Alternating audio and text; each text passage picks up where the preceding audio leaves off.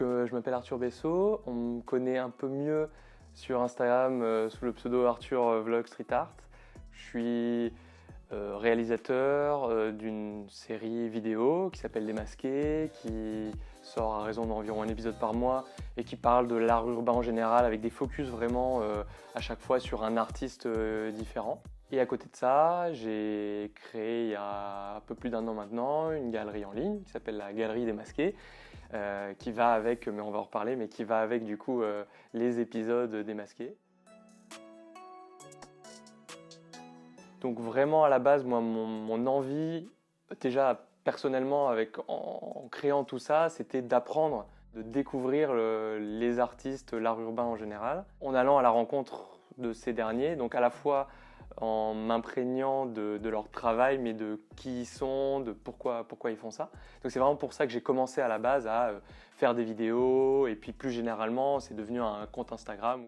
Et donc avec Démasqué, l'idée c'est évidemment de parler du travail des artistes, mais d'essayer de comprendre qui ils sont en passant un peu de temps avec eux et en permettant à tout le monde finalement de rentrer un peu dans leur intimité.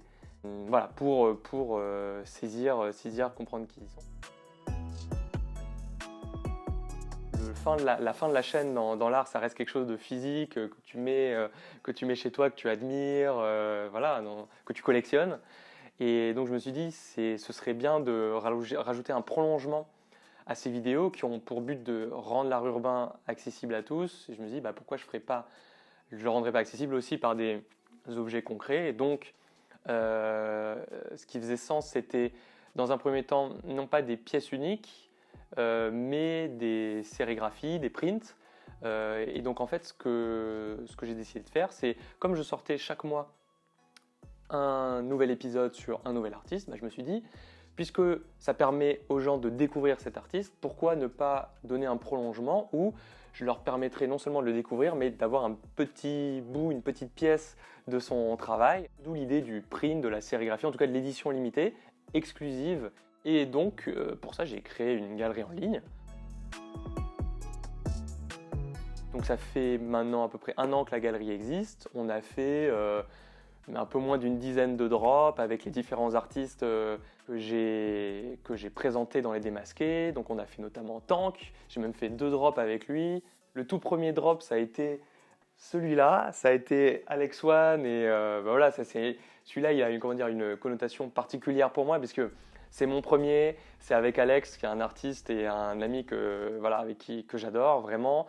Ça a été un peu pour moi l'introduction aussi dans le monde de l'édition d'art. Après ça, on a fait Nasty avec un print pour le coup, une digigraphie mais recto verso qu'il a rehaussé, qui a super bien marché, qui était vraiment incroyable. On a fait Jérémy à la cale, on a fait Maxime Drouet qui est un autre aussi dont je suis super fier. On en voit un là parce que lui, c'est là aussi avec lui et avec le diamantaire que j'ai commencé à vendre aussi quelques petites pièces uniques. Notamment celle-là, vraiment qui va être un procédé qu'on a imaginé lui et moi ensemble, vraiment pour la galerie. En gros, c'est un procédé de découpage et de superposition de photos qui sont collées, contre-collées sur du plexi. En fait, on s'est inspiré de ce que fait JR pour la galerie Perrotin, avec d'ailleurs l'artisan qui bosse pour JR.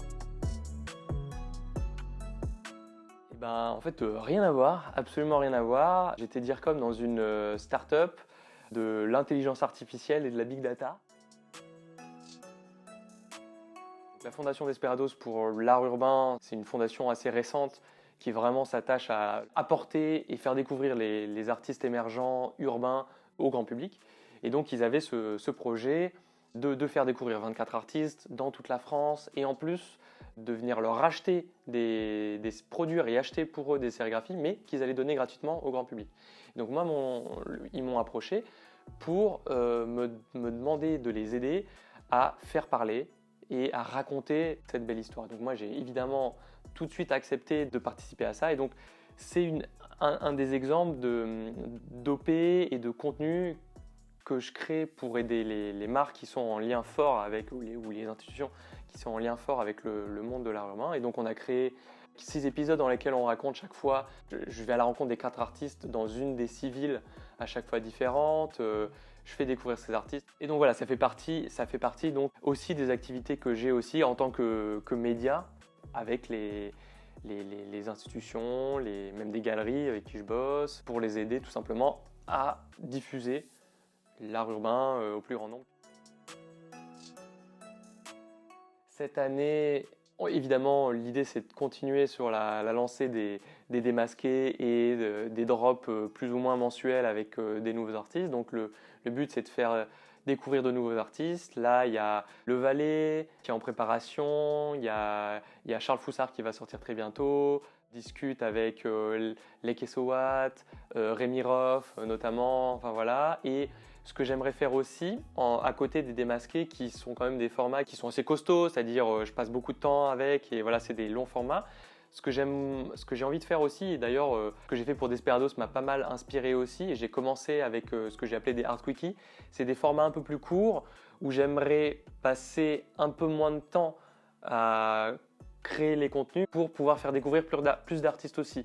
Voilà, donc une de mes envies et ambitions pour cette année, c'est plus de formats, un peu plus courts, mais surtout plus d'artistes. L'art, c'est une forme d'évasion. Je pense qu'en ce moment, plus que jamais, ce qui va être important aussi, c'est le moyen de diffuser la culture.